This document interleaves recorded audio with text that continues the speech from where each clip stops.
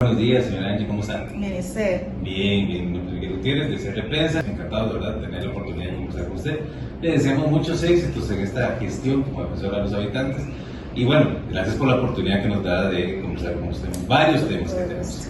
Gracias. Todo gusto. Bueno, vamos rápido porque el tiempo apremia. Tenemos unas preguntas de nuestro director, don Gerardo Ledesma. Vamos a hacerlas de primero por un tema de cortesía de él, que nos ha hecho por escrito. Son tres preguntas en específico. Vamos a ver. Con el tema de la Defensoría de los Habitantes, ¿le preocupa, en este caso a usted como defensora, el tema de la violencia política que vemos constantemente en redes sociales, inclusive algunas expresiones machistas, inclusive de todo tipo de ataques hacia hombres y mujeres también? ¿Y cómo eso se puede manejar en la realidad actual desde el punto de vista de la defensoría, en las oportunidades obviamente que hablamos de género y por supuesto para diferentes grupos que integran la sociedad costarricense? Agradezco, don Gerardo, la pregunta porque es relevante y actual, sobre todo pensando en la cantidad de abstencionismo que ha habido a nivel del país en las elecciones, en todas las elecciones a nivel nacional y a nivel de gobiernos locales, y que estamos promoviendo precisamente, o en buena lid deberíamos estar promoviendo como país mayor participación, particularmente de mujeres y personas jóvenes en los espacios políticos, y en general para promover una democracia más activa, más participativa, de alta intensidad, implica generar espacios que promuevan esa participación. Sin embargo, como bien lo dice, estas manifestaciones de violencia, particularmente en redes sociales que vemos, y en espacios políticos es importante abordarlos, y creo que ahí los partidos políticos tienen un rol importante. Por supuesto el Tribunal Supremo de Elecciones tiene un rol importante también en términos de formación, de capacitación, de promoción de la diversidad, de espacios de convivencia, de lucha contra la violencia, particularmente la violencia basada en género. Y la promoción en sí de espacios libres de violencia creo que es importante, y por eso desde esa defensoría también hemos trabajado desde antes, pero particularmente desde mi llegada, en promover espacios libres de violencia. Lo hacemos también a nivel, creo que lo han visto del Ministerio de Educación, ¿verdad? Garantizarle a los estudiantes espacios propicios para su aprendizaje, libres de violencia, de racismo, de bullying y demás. Así que sí, tenemos que trabajar. Bueno, en buen momento se aprobó una ley contra la violencia política contra las mujeres. Creo que es un paso importante, particularmente sabiendo que las vicealcaldesas en el régimen municipal tenían una situación y siguen viviendo situaciones particulares de violencia y de exclusión que tenemos que abordar, pero creo que es un abordaje integral, ¿verdad? Y que no solo cruza por la parte política, sino que es consustancial a nuestras sociedades que se han vuelto un poco más, menos tolerantes y menos abiertas a la diversidad. Bien, respecto a algunas voces que hablan de estado de excepción y un sistema prácticamente policíaco para atender el fenómeno de la violencia y la inseguridad, desde el cuatrienio pasado se habló de la ruptura del orden constitucional. Inclusive el exmagistrado don Fabián Bolio indicó que en el gobierno pasado se violentaron los derechos constitucionales durante la pandemia. La Defensoría de los Habitantes estaría en la capacidad de ser vigilante ante esta situación, que los ciudadanos a veces sienten que de parte del poder público hay una violación de los derechos y a veces hay un abuso en algunas medidas, especialmente ante las ideas de un Estado policial. Ese es el mandato. El mandato es garantizar que en el caso de que existan actos que generen violaciones a los derechos de los habitantes, o que haya omisiones de parte del sector público, que en efecto la Defensoría pueda reaccionar y pueda apoyar para que se garanticen esos derechos, o que por lo menos que el Estado entre en un proceso correctivo, ¿verdad? Que garantice una no repetición. Ciertamente en los últimos años el Estado estamos en momentos convulsos, en una coyuntura muy fluctuante, muy cambiante, y es importante que el Estado pueda entrar en esa nueva sintonía, ¿verdad? Y ajustarse a los cambios que no solo son nacionales, sino que son mundiales, y en ese sentido esta Defensoría también tiene que poder ajustarse. y por eso para mí va a ser tan importante fortalecerla,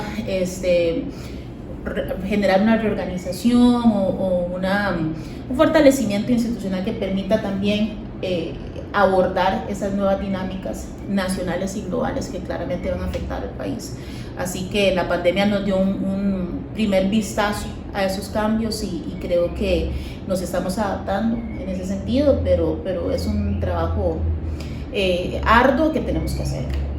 Dentro de las muchas críticas que en algún momento se le hacen, algunas de manera justificada, algunas un poco menos justificada a la Defensoría, está el tema de ser vinculante, porque esas recomendaciones durante el tiempo pasan como simples recomendaciones y muchas veces el funcionario público no las toma en cuenta.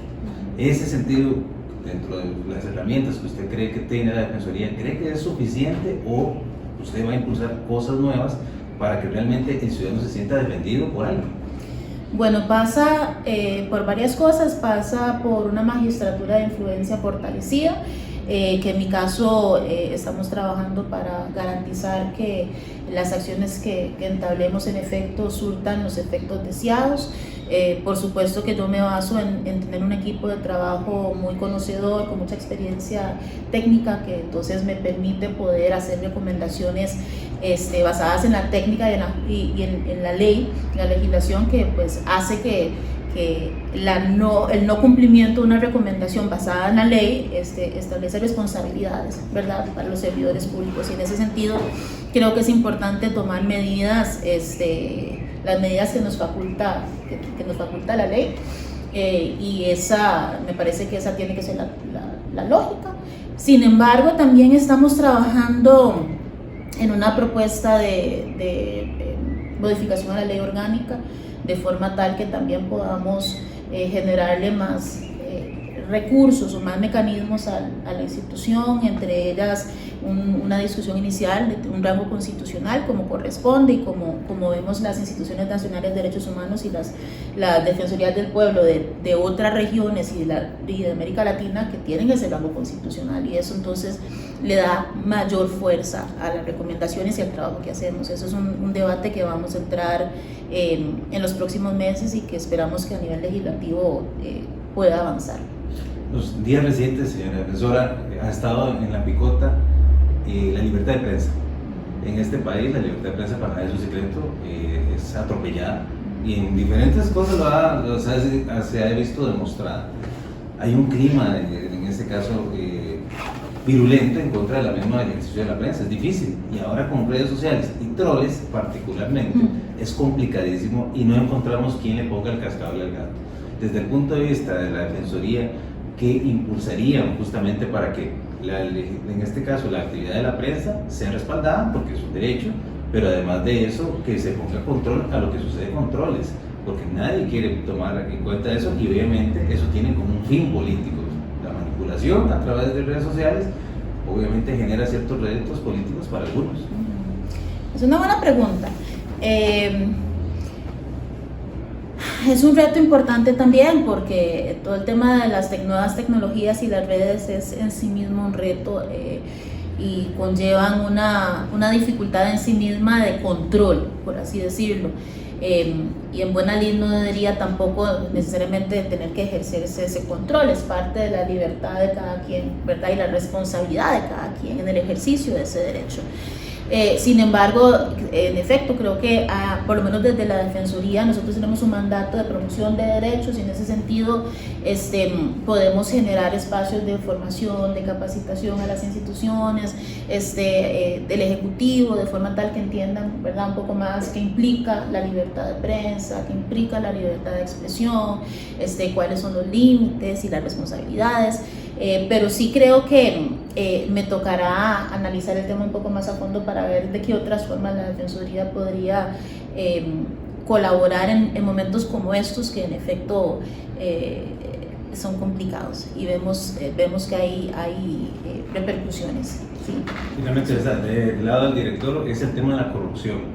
Durante el gobierno anterior fue complicado, y la gestión anterior de la anterior defensora, el tema del diálogo. Y aún hoy encontramos en el país que no hay diálogo, lamentablemente, entre esas instituciones públicas y ese pueblo. En ese sentido, usted tiene la vocación, obviamente, y la Defensoría históricamente ha sido el mediador genuino de la institucionalidad. ¿Cómo usted va a retomar este tema?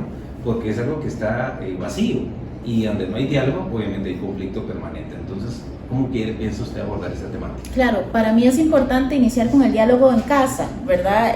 La Defensoría en los últimos años se le ha criticado mucho porque precisamente por esa falta de diálogo con los sectores y con la población. Entonces, estamos desde que ingresé a la institución, nos hemos abocado en los últimos 3 meses a retomar el diálogo con la sociedad civil, que regrese a la institución, que se vuelva a empoderar en el sentido de que esta institución tiene necesariamente que responder también a ese llamado y a generar y potenciar las voces de la sociedad civil. Así que en este momento estamos en ese trabajo interno, y también para nosotros refrescarnos en cuanto a cuáles son los temas prioritarios de la sociedad civil y de las poblaciones específicas que atendemos, que pues básicamente son todas en diferente momento, en diferentes coyunturas, con mayor o menor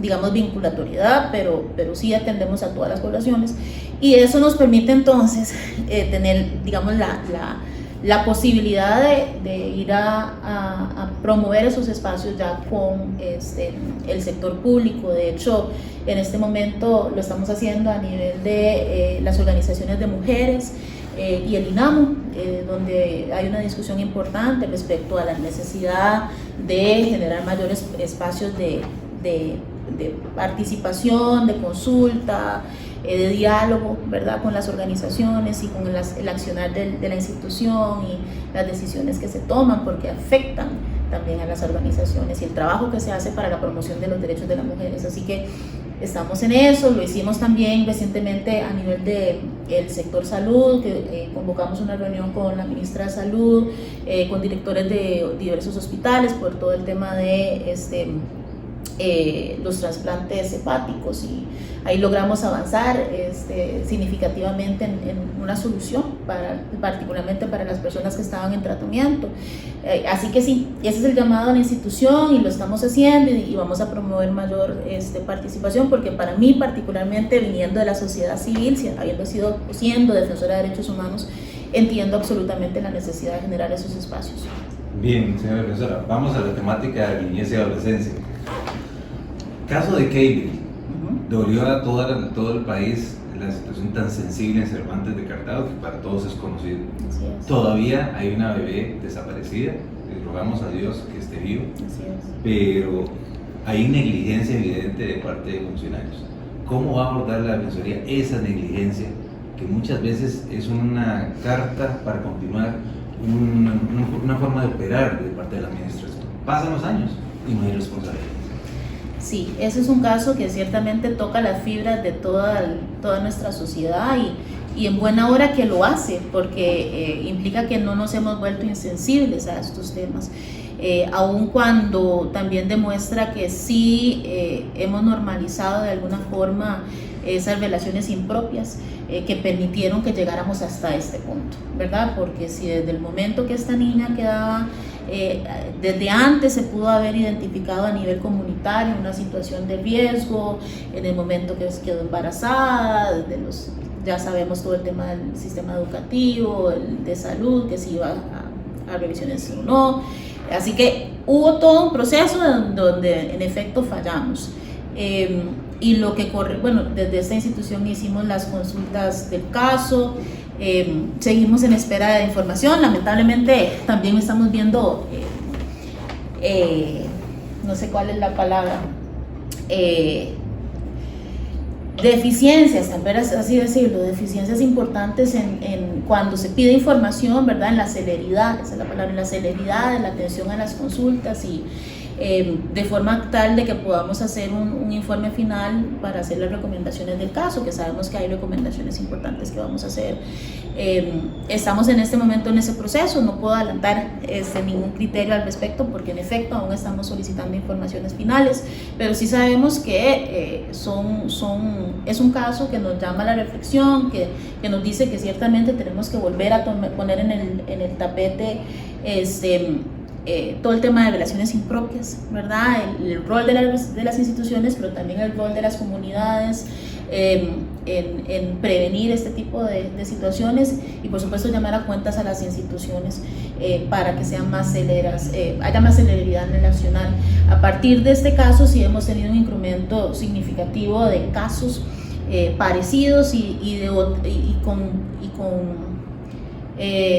con otras tonalidades, pero que claramente nos identifica de que hay una situación respecto a la violencia sobre la niñez en este país y sobre todo basada en género y donde tenemos que entonces trabajar con las instituciones, ciertamente.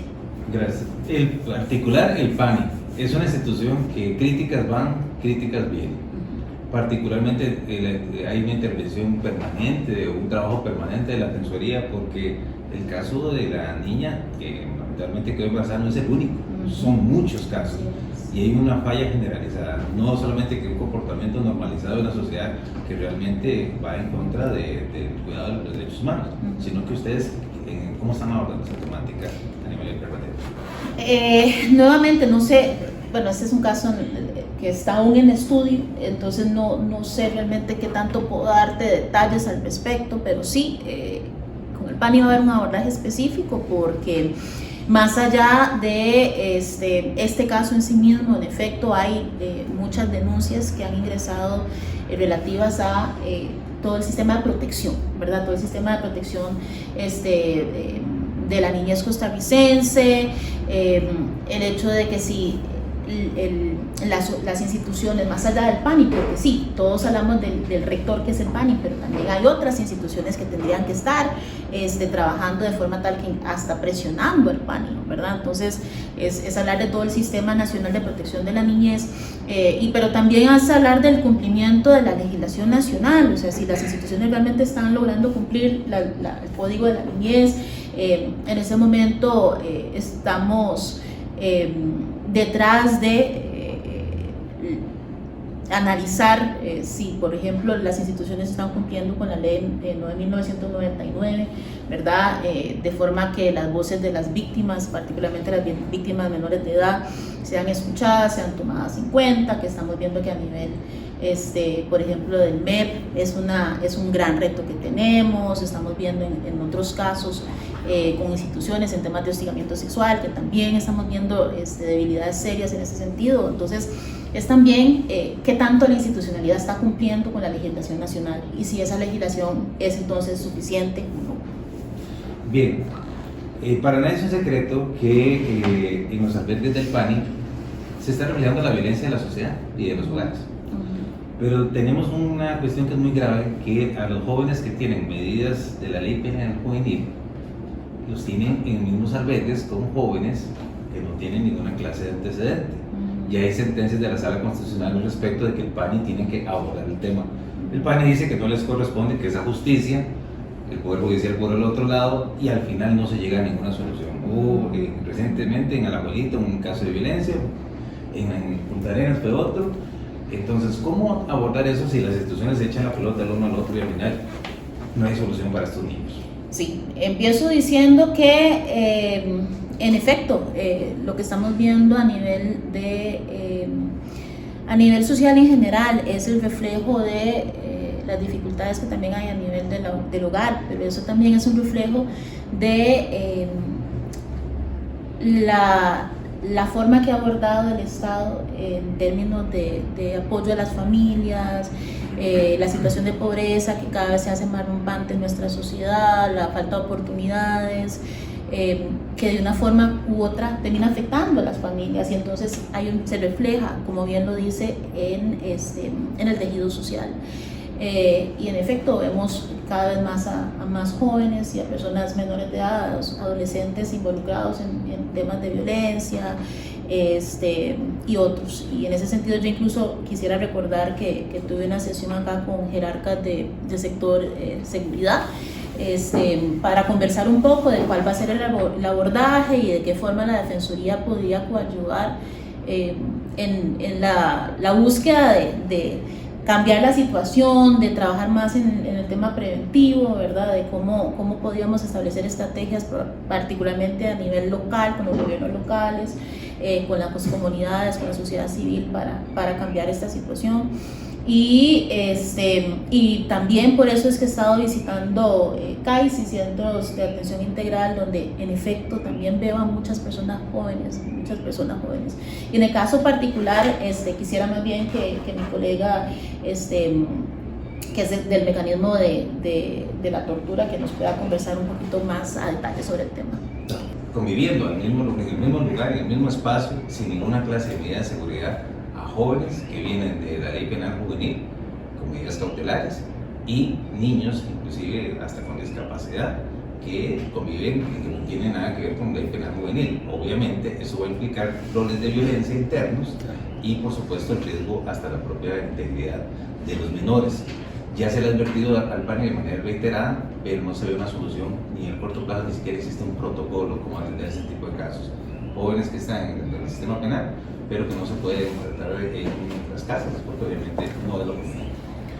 Claro, más bien quisiera aprovechar primero para contar que del mecanismo de prevención de la tortura nosotros hacemos un énfasis especial en la especialización, en la particularidad, en la especificidad de la atención que tiene que ver para las distintas poblaciones que atiende el Patronato Nacional de la Infancia. Como ustedes bien lo mencionaban en el supuesto, hay distintas necesidades, distintas particularidades de la niñez, muchachos y muchachas que vienen de contextos de violencia social, intrafamiliar, que han pertenecido inclusive a bandas de crimen organizado y reflejan de esas situaciones que ellos conviven, también están relacionados en cómo cuando ellos son puestos en custodia de autoridades, por ejemplo el Patronato Nacional de la Infancia, y tienen un reto particular porque son personas que deben ser atendidas, se debe preservar su interés superior, se debe preservar su integridad, se debe preservar también sus necesidades de atención, y eso implica un reto importante para la institucionalidad que usted menciona.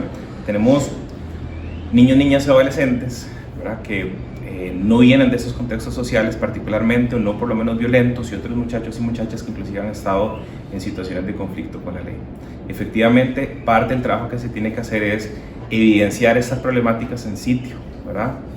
Refiriéndonos a las situaciones de violencia, diagnosticándolas, presentándolas y también fomentando, ¿verdad?, que como sociedad, como Estado, ¿verdad?, y también de la sociedad civil, podamos tener alternativas de ubicación para esas personas menores de edad. Creo que no se trata en ninguna manera de estigmatizar a personas que ya han sido estigmatizadas, ni rechazar a personas que son víctimas de la misma violencia social que nosotros tenemos, sino brindarles alternativas de cuidado, alternativas también de reinserción, educación y posibilidades para estas personas. Entonces creo que por ahí tiene que ir la perspectiva de atención y cuidado para ellos.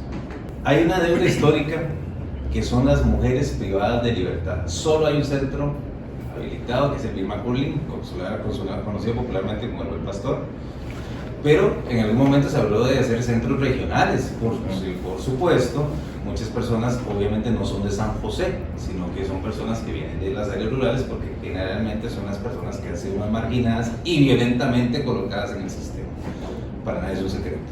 Pero seguimos teniendo mujeres en el Buen Pastor o Vilma Curling en una infraestructura diseñada para hombres, no para mujeres, y además de eso en un centro penitenciario totalmente anticuado, que no reúne ni siquiera las condiciones. Inclusive en el sistema penitenciario hay centros de confianza al estilo de las UAI y lo que es APAC, pero para mujeres no hay. Correcto. Esa deuda histórica, ¿cómo la abordaría la Defensoría y cómo se buscaría ante la Ministerio de Justicia y Paz llegar a algo mucho más humanitario, por supuesto, acorde a los derechos de las mujeres? Muchísimas gracias por esa pregunta, porque creo que usted da una palabra clave, que es una deuda histórica que existe por Costa Rica con las mujeres y particularmente con las mujeres privadas de libertad. Quisiera hacer también un primer reconocimiento, porque el año pasado, por primera ocasión, se habilitaron, bueno, ya existía además del Centro Vilma Curling, un módulo para mujeres en el Centro de Atención Institucional Liberia, donde hay aproximadamente unas 20 mujeres privadas de libertad, aquellas que pertenecen particularmente a la zona de Guanacaste y la zona norte. Y el año pasado se abrieron 3 módulos más, uno en el Centro Institucional Carlos Luis Fallas, en la zona de Guapiles, otro en el Centro de Atención Institucional 26 de Julio en la zona de Punta Arenas y otro en el calle Antonio Bastida de Paz en la zona de Pérez Celedón, precisamente para facilitar el acercamiento familiar de las mujeres privadas de libertad. Y eso evidentemente hay que reconocerlo porque es una deuda que la Defensoría de los Habitantes, el Mecanismo Nacional de Prevención de la Tortura y otras instituciones de derechos humanos se lo señalaron constantemente al Ministerio de Justicia. Pero viene la otra temática que usted me está mencionando y es, evidentemente, la mujer privada de libertad tiene necesidades y particularidades distintas al hombre privado de libertad. Entonces nos encontramos inclusive, no puedo tal vez detallar mucho, pero la forma de esa infraestructura tiene un alto nivel de encierro inclusive en algunos de estos centros regionales, siendo que eso ha impedido que esos espacios puedan ser utilizados en su plena capacidad. Entonces seguimos, aunque existe la habilitación de nuevos espacios carcelarios, espacios regionales para mujeres, el tema de la especificidad de la mujer de poder acceder a un patio de una forma libre para recibir el sol, el aire natural, tener la posibilidad de inclusive tener un mayor contacto con su familia, la misma infraestructura en muchas ocasiones se lo limita. Y eso refiere también, como usted lo mencionaba, a que un centro como el Vilma Curling no fue diseñado para mujeres privadas de libertad, ¿okay? Y mantiene una infraestructura de una mediana contención en su mayoría. No existen no existen módulos de casitas, de oportunidades que permitan esa posibilidad de un ingreso más sencillo para las mujeres que están en prisión.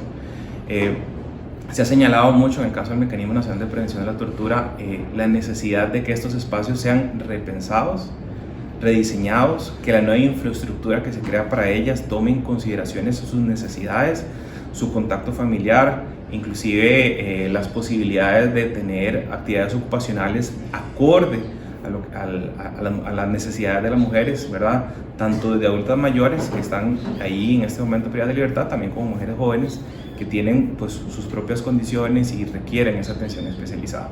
Hay también que reconocer que el Ministerio de Justicia ha avanzado un poco en esa parte de tener un programa especializado de atención a la mujer que fue aprobado hace poco tiempo, en el cual estamos dando un seguimiento para ver su cumplimiento y su efectivo desarrollo.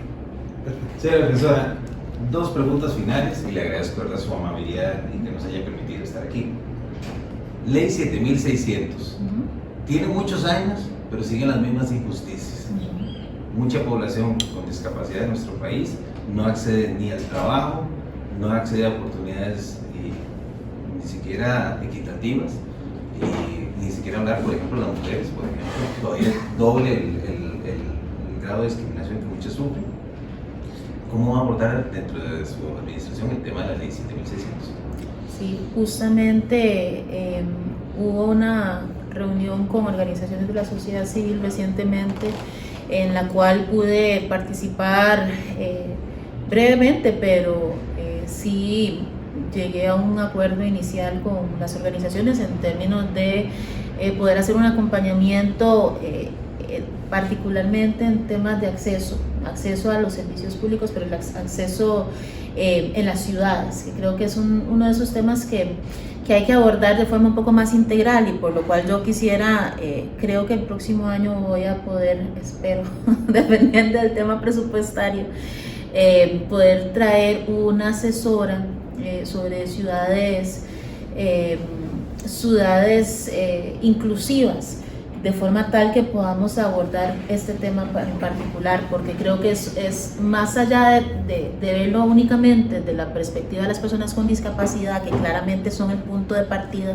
También hay que verlo desde la perspectiva de las personas adultas mayores, desde la perspectiva de las mujeres también, mujeres en estado de embarazo, por ejemplo, de las personas con discapacidad, por supuesto, y qué tanto pueden acceder a la ciudad, ¿verdad? Que tanto la ciudad responde hoy día, y no me refiero solo a las ciudades de la GAM, ¿verdad? Las zonas rurales particularmente, las zonas costeras y fronterizas, que tanto nuestras ciudades están respondiendo a las necesidades de la población y a estas poblaciones en situación particular de vulnerabilidad, donde usted muy bien lo dice, son doble y triplemente discriminadas en este sentido. Así que sí, ya establecí un compromiso inicial con ellos, incluso de hacer algunos recorridos en algunas zonas claves para ver si seguimos teniendo problemas de accesibilidad incluso las instituciones públicas, que ya deberíamos haber superado bastante estas situaciones, y sabemos que aún sigue siendo un problema, como con el tema de los servicios de los autobuses, ¿verdad? Que entiendo que ha avanzado significativamente en cuanto a las flotas vehiculares, pero seguimos teniendo retos. Por ejemplo, me decían una persona con una discapacidad visual que para ellos es difícil saber finalmente temas de rutas, porque cuando llegan a las paradas no hay ningún tipo de señalización para ellos, ¿verdad? Entonces, ¿qué tanto estamos atendiendo las diferentes discapacidades que cruzan por esa población? A veces nos quedamos únicamente viendo lo de la discapacidad motora, ¿verdad? Pero no estamos atendiendo las otras discapacidades. Entonces, estamos en eso, estamos trabajando junto con la sociedad civil para poder abordar el tema. Última pregunta. Obviamente, con las tecnologías, la virtualidad y todo lo que eso engloba, eso implica una cercanía en las distancias, pero aún hoy hay mucha gente que no siente cerca la Defensoría de los habitantes. ¿Qué planea usted para acercar a esa gente que necesita una denuncia y demás? Tuvimos el ejercicio de llamar un día al call center de la Defensoría y nos encontramos una sorpresa que dura mucho. ¿Sí? Okay. Y la gente siente eso de que es complicado. Pensándole en una persona adulta mayor, obviamente puede implicar una limitación en su acceso al derecho. ¿Será posible que de parte de la Defensoría haya un acercamiento hacia la población en ese sentido? Sí, sin lugar a duda.